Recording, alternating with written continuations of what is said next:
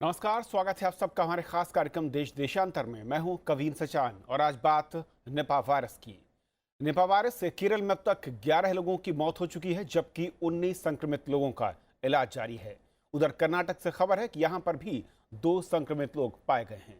इस बीच केरल के अलावा कर्नाटक समेत निपा को लेकर सावधानी बरतने के लिए एडवाइजरी अलर्ट जारी किया गया है, जिसमें जम्मू कश्मीर, गोवा, राजस्थान, दिल्ली, एनसीआर और तेलंगाना शामिल हैं।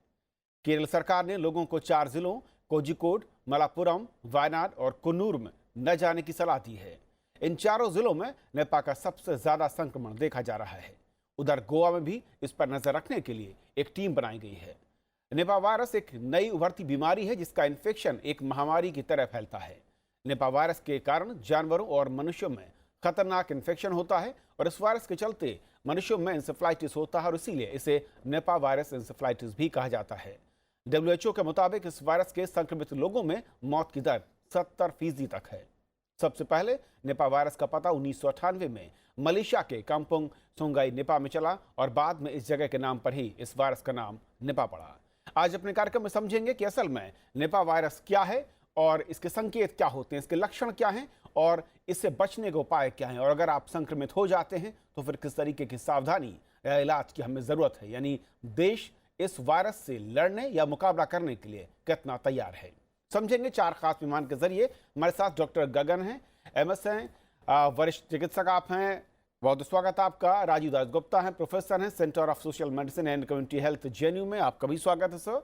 अदिति टंडन हमारे साथ हैं, विशेष संवाददाता ट्रिब्यून से, आपका स्वागत है। शैलजा चंद्रा, पूर्व स्वास्थ्य सचिव भारत सरकार, मैम आपका बहुत बहुत स्वागत। शुरुआत शैलजा जी मैं आपसे करना चाहूंगा। जिस तरीके से निपा वायरस का अटैक केरल में और जो इस वक्त जानकारी आ रही है कर्नाटक में भी 2 संक्रमित मिले हैं, वहां पर कैसे आप देखती हैं इसे, और इसको लेकर हमारे देश में जो अवेयरनेस है, जो सिस्टम है या मुकाबला करने की हमारी ताकत है, वो कितनी कमजोर या कितनी मजबूत है? हाँ, ये कहना है कि ये देखिए वायरसेस इस किस्म के कई बार फैल जाते हैं। उसकी वजह इस बार तो फ्रूट बैट के वजह से है और normal mode of transmission through the air नहीं है। एक तो ये बहुत अच्छी बात है कि अनलाइक H1N1 ये सब जो दूसरे डिजीजेस है ये एयर से नहीं फैला जाएगा, पर ये 2 किस्म के यू माइट से रूट से फैल जाएगा। नंबर 1 कि इन्फेक्टेड फ्रूट को कोई खाए, क्योंकि वो बैट ने उसमें पॉइजन एंटीबॉडी डाल दिए। दूसरा, कोई इन्फेक्टेड पर्सन के पास आप जाएंगे तो भी खतरनाक है। अब इन दोनों चीज को अगर आप ध्यान में रखें और नॉर्मल हाइजीन और सफाई के पे ध्यान भी रखें, और जो एरियाज में इनका जो कम्युनिकेशन है, केरल के लोग जो है जा रहे हैं आ रहे हैं, जैसे सरकार ने डाल दिए हैं सारे पाबंदियां, तो फिर ये खतरनाक नहीं होगा। ये ठीक है कि बांग्लादेश में 300 लोग मर गए थे, पर वो कई साल पहले था। सेंटर फॉर डिजीज कंट्रोल कहता है कि एक फॉर्म ऑफ एंसेफेलाइटिस है, जैसे वो उत्तर प्रदेश में एंसेफेलाइटिस है, पर इसी टाइप का है, पर इसमें तो जो होस्ट है वो बैट के थ्रू है, ये पिग के थ्रू नहीं है, तो पर एनिमल्स पे भी असर पड़ सकता है। मुझे लगता है कि जब एक बार हमारे national Centre for disease control ने इसमें मल्टी डिसिप्लिनरी टीम भेजी है, केरल सरकार ने इंटरेस्ट लिया है और कर्नाटक ने भी, और सारे ये चेतावनी इशू किए गए हैं, वो उन्हीं लोगों को एट रिस्क रहेंगे जो ये इन्फेक्टेड फ्रूट को खाएंगे। नंबर 1 हमें इसका बहुत ध्यान रखना है, और जो फ्रूट केरल से आता है उस पर ध्यान रखने पड़ेगा। यस, ये एक नेगेटिव बात है कि लोग फैलाएंगे इस बात को, तो एक्सपोर्ट्स के ऊपर भी थोड़ा असर पड़ सकता है, पर अभी तक मैंने कुछ नहीं सुना है कि एक्सपोर्ट्स के ऊपर कोई प्रॉब्लम हुआ है। मुझे लगता है अगर ये छोटे छोटे चेतावनी जो दी है उसके ऊपर नॉर्मल लोग इसके ऊपर ध्यान दें और वहां ट्रैवल ना करें। इस वक्त तो वो खाना, ये जो उसका जो निकलता है सैप जो निकलता है डेट पाम का वगैरह, वो ही उसी से निकलता है ये सारे, तो सारे लोग तो ये खाते नहीं है। अगर थोड़े दिन इसके ऊपर पाबंदी रखें वो अच्छी बात है। ये मुझे कहना है। राजीव, सबसे पहले तो क्योंकि आम व्यूअर के लिहाज से काफ़ी ज़्यादा पैनिक है, जिस तरीके की खबरें आ रही हैं और सोशल मीडिया में अधूरी सच्चाई के साथ खबरों को आगे बढ़ाने की कोशिश भी होती है, संकेत क्या है, लक्षण क्या है और कैसे ये फैल रहा है, ये दो बड़ी चीज़ें जिसको समझना है, समझाना ज़रूरी है। संकेत जो है वो शुरू में कोई आम इन्फ्लुएंजा या वायरल फीवर का जो संकेत है लगभग वही है, लेकिन इसके बाद रेस्पिरेटरी सिम्टम्स होता है जिससे निमोनिया की तरफ जा सकता है, जिस समय रेस्पिरेटरी सपोर्ट की ज़रूरत है, जिसके लिए आपको हॉस्पिटल और सोफिस्टिकेटेड केयर चाहिए। और दूसरा जो है वो एक्यूट एनकेफेलाइटिस हो सकता है और उसके कारण, ये दोनों के कारण मृत्यु हो सकती है।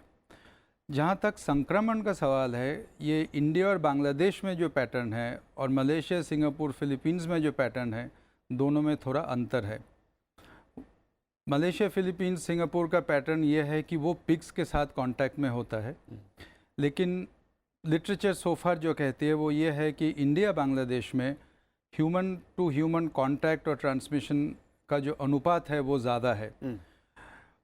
ये केरल में जो हो रहा है, ये इंडिया का पहला आउटब्रेक नहीं है। पहला आउटब्रेक नॉर्थ बंगाल का है, नॉर्थ बंगाल बांग्लादेश का, और उस समय ये पाया गया इंडिया में भी और बांग्लादेश में भी कि 50 to 75% जो केसेस हैं वो कहीं ना कहीं हॉस्पिटल में मरीज़ों के साथ कांटेक्ट में आए थे। और WHO का एक डॉक्यूमेंट ये एक्सप्लेन करता है कि इन देशों में जो हेल्थ केयर पर्सनल है वो एक hands of approach, this is the term the WHO use, कि वो एक हैंड्स ऑफ अप्रोच में चले जाते हैं, जिसके चलते हुए जो परिवार के लोग हैं वो केयर में आ जाते हैं और इसलिए संक्रमण होता है।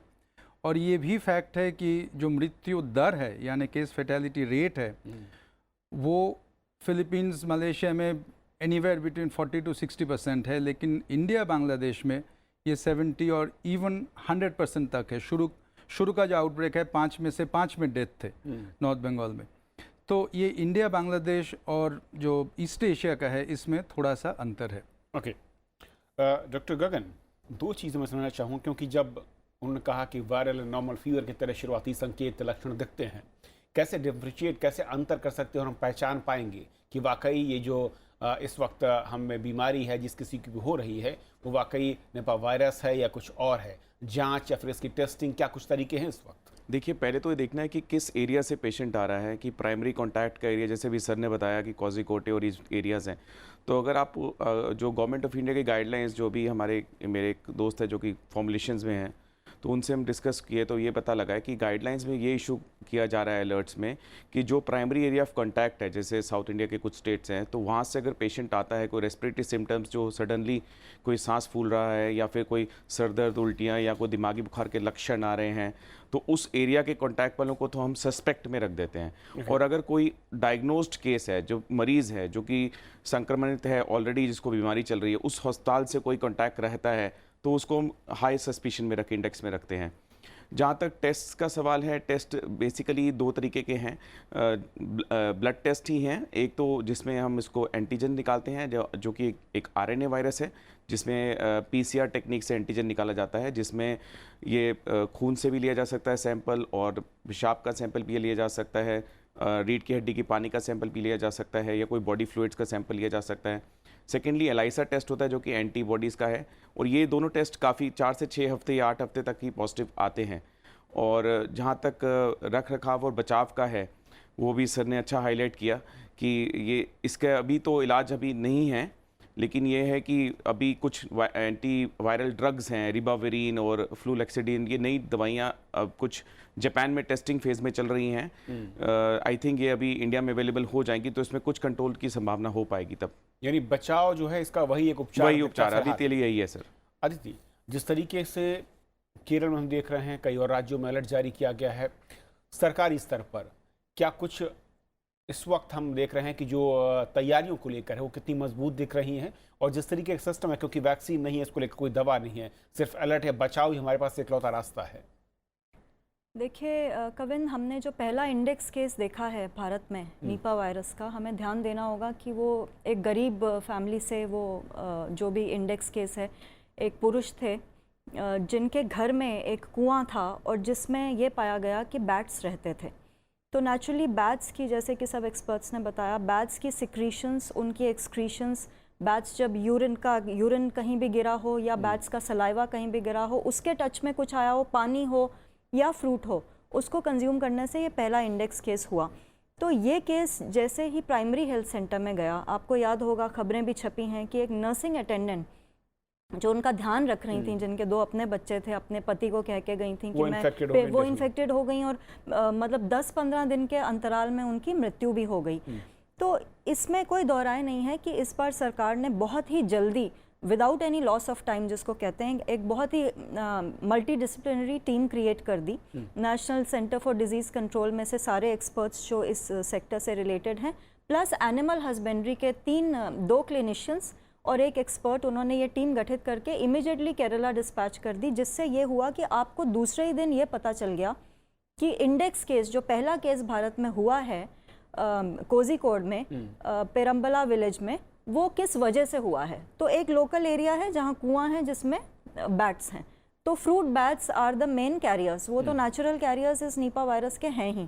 अब आपको अगर सोर्स पता चल गया तो उसको कंटेन करना आसान हो सकता है। एक तो ये मल्टी डिसिप्लिनरी टीम आज तमाम मल्लापुरम कोझिकोड में घूम रही है, प्राइवेट हॉस्पिटल के डॉक्टर्स से मिल रही है, उनको स्टैंडर्ड ट्रीटमेंट गाइडलाइन समझा रही हैं, और पर्सनल प्रोटेक्टिव इक्विपमेंट जिसका जिक्र डॉक्टर गगन ने किया, एक्सपर्ट ने भी किया, कि जो हैंडल कर रहे हैं। जैसे इन्होंने सही कहा कि 2001 में नादिया में सिलीगुड़ी में पहला आउटब्रेक हुआ, जिसमें 33 लोग तो जिनकी डेथ हुई, 66 केसेस हुए, जिसमें से 45 लोगों की डेथ हुई सिलीगुड़ी में, और ये 33 लोग जो थे हेल्थ वर्कर्स थे। तो जो इमीडिएट टच में आते हैं, सबसे इम्पॉर्टेंट और सबसे वल्नरेबल तो ये हेल्थ वर्कर्स हैं, नर्सिंग अटेंडेंट्स हैं, डॉक्टर्स हैं।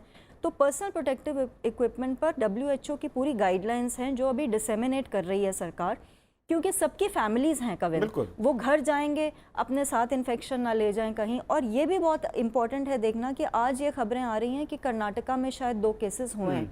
तो जल्दी से जल्दी सरकारी जो एक्सपर्ट्स हैं उनको ये तय करना होगा कि कहीं संक्रमण तो नहीं हो गया एक स्टेट से दूसरे स्टेट्स तक। आपने जिक्र किया कि अलर्ट तो जारी हो गया है, लेकिन एक बहुत ही साफ, अगर रोज सरकारी अलर्ट आता रहेगा तो सोशल मीडिया पे जो फेक न्यूज़ चल रही है उसको प्रिवेंट करने में बहुत सहायता होगी। राजीव, एक सवाल यहाँ पर मेरे जहन में आ रहा है कि क्योंकि जैसा कि अदिति ने भी कहा, बहुत अहम है कि जो लोग सपोर्टिंग स्टाफ या फिर जो डॉक्टर्स जो कि प्राइमरी तौर पर देखभाल कर रहे हैं ऐसे मरीजों की, संक्रमित मरीजों की, वहाँ से फैलने का खतरा सबसे ज़्यादा दिख रहा है।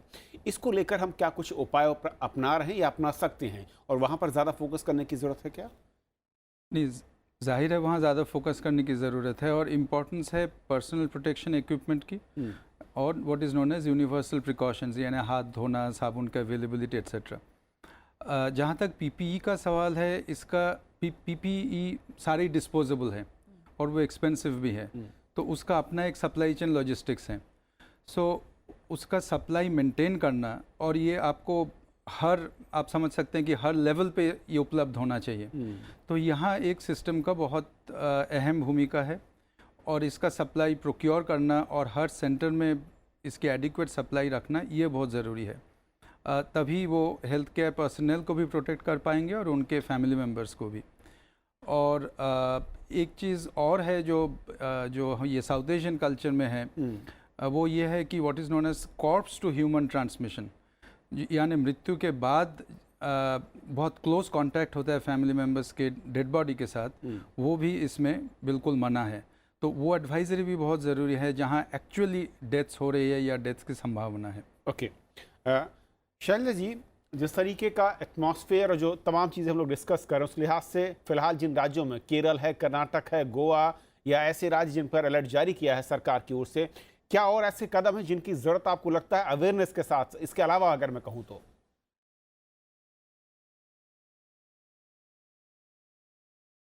मुझे लगता है कि जितने कदम उन्होंने उठाए हैं वो स्टैंडर्ड प्रोटोकॉल है। जब भी ऐसा कोई इन्फेक्शन आउटब्रेक या एपिडेमिक शुरू होता है, इसमें अच्छी बात है कि बहुत जल्दी इसके ऊपर रिएक्शन आके दोनों सरकारों ने एक यूनिफॉर्म तरीके से इसको हैंडल करने को तय कर दिया है।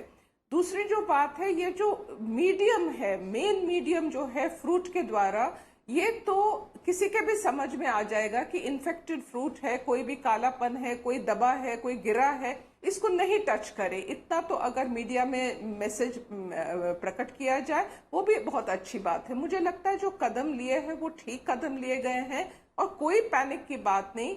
मैं ये नहीं कहती हूँ कि इसके ऊपर चर्चा नहीं होनी चाहिए, पर जिस तरीके से बहुत ज्यादा इसके ऊपर ऐसे बनाया गया है कि जैसे कि इतना बड़ा आउटब्रेक है इंडिया में तो बहुत प्रॉब्लम हो जाएगा, मुझे नहीं लगता ये होगा।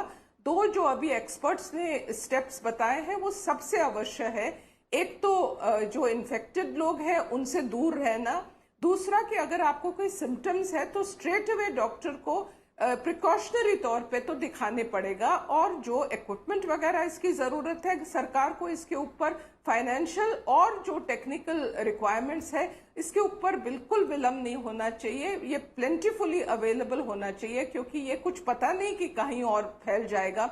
जैसे लोग केरल के हैं वो इधर उधर तो नेचुरली ट्रांसपोर्टेशन में कहीं भी चले जा सकते हैं, तो उसका ध्यान रखने में मुझे लगता है कि ये सब सरकार के पास पूरी प्रोटोकॉल्स है।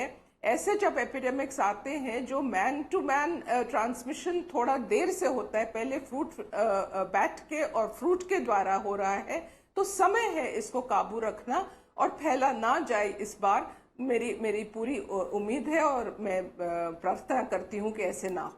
बिल्कुल शैलजा जी और शील, इसीलिए हम लोग इस चर्चा को कर रहे हैं कि असल में आम जनता तक ये सही जानकारी पहुंचे कि वाकई ये कितना खतरनाक है या फिर नहीं है और इससे बचने का रास्ता क्या है। डॉक्टर गगन, अब बहुत अहम मैं आपकी सलाह चाहूँगा दर्शकों के नज़रिए से भी, अगर संक्रमण हो रहा है, क्योंकि हमें पता नहीं है, शुरुआती टेस्ट हम उस लेवल पर नहीं करा पाते हैं, क्या सावधानियाँ उस लेवल पर बरती जाएँ? अगर फीवर शुरू होता है, उल्टियाँ शुरू होती हैं और एक बार अगर संक्रमण का पता चल जाता है, उसके बाद फिर हमें क्या रास्ता अख्तियार करना चाहिए? देखिए, अगर इन्फेक्शन का शक है, सबसे पहले तो डॉक्टरी सलाह इज़ बहुत इंपॉर्टेंट है। आप उसको तुरंत कोई प्राइमरी हेल्थ केयर सेंटर या फिर कोई टर्शरी सेंटर जो आपके घर के नज़दीक वहाँ लेके जाएं, और वहाँ पर जैसे डॉक्टर राजीव ने बोला कि वहाँ पे पूरी फैसिलिटी होनी चाहिए रेस्पिरेटरी सपोर्ट की अगर ज़रूरत पड़ती है तो। और क्योंकि एनकेफेलाइटिस मतलब दिमाग की जो झिल्ली होती है उसमें सूजन आ जाती है, उसके कारण सर का दिमाग का प्रेशर बढ़ जाता है और उल्टियाँ और इसके अलावा हेडेक्स, उसके अलावा दौरे भी आ सकते हैं। और कई जो अभी जो लास्ट मौतें हुई हैं कुछ दिनों में वो इनफैक्ट मायोकार्डाइटिस से भी हुई हैं, जो कि इन्फेक्शन हार्ट में भी उसके बाद नेक्स्ट स्टेप में फैलता है। तो उसकी जो हमें अभी तक के सिम्टोमेटिक इलाज कर पा रहे हैं, जो कारण है उसको रोककर उसको ठीक कर पा रहे हैं। बुखार है तो बुखार का, दिमागी प्रेशर बढ़ा तो दिमागी प्रेशर कम करने की दवाइयाँ जिसमें पेशाब बढ़ता है। तो जैसे अगर हमें इन्फेक्शन साथ में कोई कोमॉर्बिड इन्फेक्शन आ रही है, निमोनियाज बन गए हैं, तो उसको एंटीबायोटिक से इलाज किया जाता है। अब अगर इन्फेक्शन सस्पेक्टेड है तो वो पेशेंट को तो क्वारंटीन किया जाता है। टेक्निकल टर्म का मतलब है उसको एक अलग वार्ड बनाया जाता है, अलग रूम दिया जाता है। और जैसे सर ने कहा पीपीई मेजर्स, जैसे पर्सनल प्रोटेक्टिव इक्विपमेंट जिसे कहते हैं, जो डिस्पोजेबल होने चाहिए। एक चीज़ मैं और भी कहना चाहूँगा, क्योंकि पीपीई में आप जब उसको डिस्कार्ड करते हैं तो उसका भी प्रॉपर प्रोसीजर होता है। ऐसे नहीं कि आपको वहाँ कूड़ेदान में रख दिया और बायोमेडिकल वेस्ट वाला ले गया और हो गया। तो उसको भी पता होना चाहिए कि ये इस मरीज़ के लिए इस्तेमाल किया गया था, कि उससे संक्रमित होगा तो बाकियों को घूम फिर के आप में ही बीमारी फैलेगी। तो एक तो वार्ड अलग होना चाहिए, पेशेंट का अलग होना चाहिए सिस्टम। इवन सिस्टर्स को भी हटाया था कि 1 मीटर दूर से डबल लेयर ग्लव्स पहन के, जिसमें पीपी में पूरा गाउन होता है, डिस्पोजेबल आई गॉगल्स होते हैं, कैप्स होती हैं, मास्क होते हैं, N95 मास्क यहाँ पे भी इस्तेमाल किए जाते हैं। और वो फिर पेशेंट्स को देखभाल करें और फिर उसका पूरा उसको अपने साफ सफाई, जैसे उसको 20 सेकेंड के कम से कम हाथ की धुलाई होती है जब मरीज़ को आप कॉन्टैक्ट में आए हैं, चाहे आपने पीपी पहने हैं उसके बावजूद आप अपने आप को साफ करेंगे, फिर उसका हैंड सैनिटाइज करेंगे अल्कोहल से, आइसोप्रोपाइल अल्कोहल से। फिर सैंपल कलेक्शन के टेक्निक्स का भी पर्टिकुलर तरीका बना हुआ है, जिसके अंदर भी जो लेने आ रहा है सैंपल उसको भी एक ध्यान रखना पड़ता है, किस तरीके से 4 या 6 लेयर प्रोटेक्शन में 2 से 6 डिग्री के कंटेनर बना के उसको। अभी तो सिर्फ एक ही इंस्टीट्यूट है पुणे में, जो नेशनल वायरोलॉजिकल इंस्टीट्यूट, जो जिनको ऑथराइजेशन है, जिनके पास पूरा किट है एलाइसा करने के लिए, पीसीआर करने के लिए, सेल कल्चर करने के लिए। तो ये हर स्टेप पे आपको बहुत सावधानी, एक सी मतलब हटी तो दुर्घटना बहुत मेजर हो जाएगी। अदिति, स्टेट लेवल पर क्योंकि जिन राज्यों में अलर्ट जारी किया गया और हम जानते हैं कि फैसिलिटीज़ के लिहाज से मेडिकल फैसिलिटीज़ गांव के लेवल तक उतनी ज़्यादा नहीं होती हैं, क्या कुछ और आपको लगता है कि प्रिकॉशनरी मेजर ऐसे कदम उठाने की ज़रूरत है राज्य सरकारों को, जो कि इसको फैलने से रोक सकते हैं? देखिए, मैं शैलजा जी से बिल्कुल सहमत हूँ कि सबसे पहले तो अपने लेवल पर हम अपने घरों में ये एहतियात बरतें कि ऐसी सिचुएशन ही ना आए। और मल्लापुरम, कोझिकोड से आने वाले लोग, मेरे ख्याल से तो एयरपोर्ट्स पे भी एडवाइजरी जारी होनी चाहिए, अभी तक हुई नहीं है और हम इंतज़ार कर रहे हैं शायद 1-2 दिन में वो भी हो जाए, क्योंकि बहुत फ्रीक्वेंट फ्लायर्स होते हैं केरला से दिल्ली तक, क्योंकि ये टूरिस्ट डेस्टिनेशन है, आप भी जानते हैं। बहुत सारे फॉरेनर्स केरला गए हुए हैं, वो वापस दिल्ली आते हैं, क्योंकि उनका ये तो दिल्ली तो उनका बेस रहता है जब वो ट्रैवल करते हैं। तो एयरपोर्ट और एयर ट्रैवल एडवाइजरी बहुत ही अहम है, वो इमीडिएटली जारी होनी चाहिए। और जो एयर रूट से पैसेंजर्स आ रहे जा रहे हैं उनका, जैसा कि गगन जी ने कहा, एयरपोर्ट पर ही आपको याद होगा जीका वायरस के टाइम किया गया था, तो फैसिलिटीज़ सब अवेलेबल हैं एयरपोर्ट पे। एयरपोर्ट अथॉरिटी ऑफ इंडिया को सिर्फ कहना है। दूसरा, आपने बिल्कुल सही कहा कविन कि इंडिया में जो रूरल हेल्थ केयर इंफ्रास्ट्रक्चर है बहुत बड़ा चैलेंज है। हमारा देश इतना बड़ा है कि मुमकिन नहीं है कि हर तरफ पहुंचा जाए। तीसरा, जो मेरे लिहाज से बहुत ही अहम बात है जो क्लैरिफाई होनी चाहिए, वो ये है कि क्या हमारे देश में टेस्टिंग और लेबोरेटरी फैसिलिटी काफ़ी है। सपोज़ मतलब हम एक वर्स के सिनेरियो मान के चलें, देखिए WHO ने 8 ऐसी डिजीज़ को एनलिस्ट किया है जिनसे ग्लोबल एपिडेमिक की संभावना है। उसमें एबोला है, जीका वायरस है, उसमें निपा भी है। तो हम उसको अंडर एस्टिमेट ना करें। हम प्रार्थना ज़रूर कर सकते हैं भगवान से कि ना हो कुछ, लेकिन हमें तैयारी पूरी रखनी होगी जस्ट इन केस की कुछ हो जाए। तो हमारी लैब टेस्टिंग फैसिलिटीज़, आपको याद होगा कविन, जब स्वाइन फ्लू फैला था भारत में, बहुत बड़े दर्जे पे हमारी लैब फैसिलिटीज़ को इन्हांस किया गया था उस वक्त। वो सारा लैब इंफ्रास्ट्रक्चर यूज़ किया जाना चाहिए। बट एक्सपर्ट ज़्यादा बेहतर जानते हैं कि क्या हमारे देश में अगर संक्रमण बढ़ा तो टेस्टिंग कैपेसिटी कितनी है और कितने दिनों में रिपोर्ट आने की संभावना है। अब इतने बड़े इतने बड़ा देश है हमारा, दूर दराज के गांव हैं ये। आप देखिए जो कोझिकोड का गांव है, कितना दूर वो गांव है। जब तक पता चलेगा आपको कि आपको ये बीमारी है, तब तक कहीं बहुत दूर देर ना हो जाए। और उस देरी में ना सिर्फ वो मरीज तो जाएगा ही जाएगा, साथ में संक्रमण की भी संभावना बढ़ेगी। तो टेस्टिंग और लेबोरेटरी फैसिलिटी मेरे लिहाज से बहुत अहम है। राजीव साहब, एक आखिरी कमेंट आपका कि जो बात कही अदिति ने बहुत अहम है कि तैयारी के लिहाज से लैब, कुछ ऐसे और पॉइंट्स आपको लगता है जहाँ पर हमें ज़्यादा फोकस करने की ज़रूरत है जब इस तरह के वायरसेस का अटैक होता है बार बार? देखिए, तैयारी तो हर स्तर पे चाहिए और हर सेक्टर्स का चाहिए, चाहे वो डायग्नोस्टिक्स हो चाहे पेशेंट केयर हो। निपा का कैरेक्टरिस्टिक ये है कि इसके आउटब्रेक्स जो है वो स्मॉल होता है, लोकलाइज्ड होता है और इजीली कंटेनेबल होता है। लेकिन ये एक जनरल रूल है, इसका ओकेशनल लार्ज आउटब्रेक्स भी होता है, ऐसा नहीं है कि लार्ज आउटब्रेक नहीं होता है। और केरला में ये फैक्टर्स हैं कि पॉपुलेशन मूवमेंट ज़्यादा है, टूरिज़्म है, तो इसलिए देश भर में सर्वेलेंस और अलर्ट की ज़रूरत है। जहाँ तक केरला का आउटब्रेक है, चांसेस ये है कि वो इजीली कंटेन हो जाएगा और शायद वो काफ़ी हद तक कंटेन्ड है इस समय। लेकिन बाकी स्टेट्स की तैयारी भी रहनी चाहिए ताकि ये वाइडर एक आउटब्रेक में तब्दील ना हो जाए। ओके, चलिए, बहुत बहुत शुक्रिया आप चारों मेहमानों का हमारे साथ इस बेहद अहम चर्चा में शामिल होने के लिए और दर्शकों को ये बताने और समझाने के लिए कि असल में निपा वायरस क्या है और इससे आप कैसे बच सकते हैं, और अगर आशंका हो तो फिर हमें रास्ता कैसे दिखेगा और किस तरफ आगे बढ़ना है।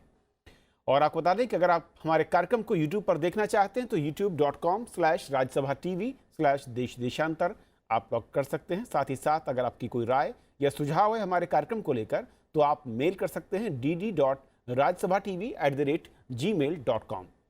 और अब बात दर्शकों के रिएक्शंस की, यानी सुझावों की। हमारे दर्शक हमारे कार्यक्रम को देखने के बाद यूट्यूब पर या फेसबुक पर कमेंट देते हैं। ऐसे एक दर्शक हैं संजय मिश्रा, जो लिखते हैं, कॉन्ट्रैक्ट खेती पर हमने कार्यक्रम किया था 23 मई को। उन्होंने लिखा है कि I am really amazed to see higher side of intellectual debate on RSTV Desh Deshantar. Your effort are commendable, no other TV debate can match up to the level of yours, thanks. बहुत बहुत शुक्रिया आपका। और ऐसे एक दर्शक हैं अतुल पाठक, जिन्होंने इसी कार्यक्रम को लेकर लिखा, जो कि 23 तारीख को हमने दिखाया था कि Rajya Sabha TV present very diverse view of any topic with the total cover of dimensions that definitely help us to enrich our knowledge base and broaden our cognitive skills। बहुत बहुत शुक्रिया आप दर्शकों का। आप ऐसे ही हमारे कार्यक्रम के बारे में अपनी राय रखिए, आलोचना भी कर सकते हैं, सुझाव दे सकते हैं, जिसके जरिए हम इसमें और ज़्यादा इम्प्रूव करने की कोशिश करेंगे। फिलहाल आज इतना ही, नमस्कार।